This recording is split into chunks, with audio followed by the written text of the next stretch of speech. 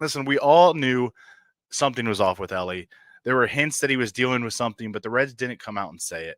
Um, he didn't look the same in August, September, but the team never fully acknowledged with what he was dealing with until now.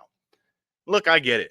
You don't want to come out and say Elly's hurt and get fan backlash or have the other team get competitive advantage. But by not doing that, you have fans saying Elly's terrible, Elly's washed. You have fans speculating what's going on. I don't know. It just doesn't make a lot of sense to me. Elly wants to play. He wants to be on the field every day. That's who he is. But sometimes you have to protect the player from himself. Elly is a 23-year-old superstar, and you got to think about his future. You can't have him out there losing confidence and playing hurt, and it just doesn't make a whole lot of sense to me. But here's where I will defend the Reds a little bit.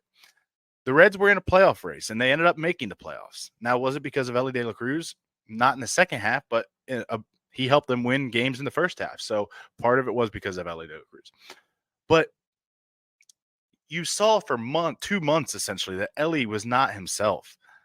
You can't convince me that rest for 15, 20 days wouldn't have helped him be the player we saw in the first half.